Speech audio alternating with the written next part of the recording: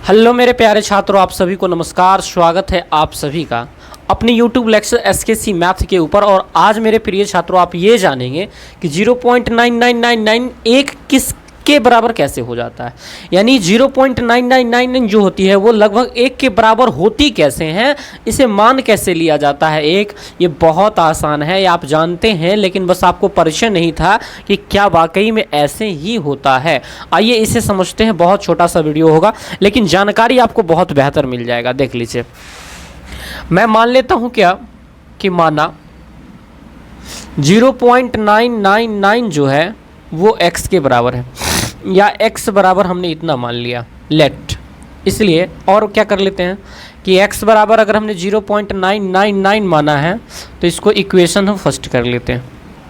इसका मतलब है कि 9 जो है वो बार बार रिपीट कर रहा है, तो रिपीट कर रहा है तो 9 को इक्वल में लाने के लिए समीकरण 1 को 10 से गुना करना पड़ेगा। समीकरण 1 को, ये आपने सीखा था ना, 10 से गुना करना पड़ेगा। गुना करने पर जब इसे गुना करोगे तो ये 10x और ये 9.999 और डैश डैश समीकरण कितना 2 हो जाएगा।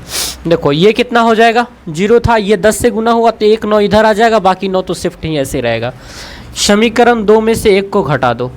समीकरण 2 में से 1 घटाने पर 10 गो x में से 1 गो x चल जाएगा तो क्या गो x, 9 गो x।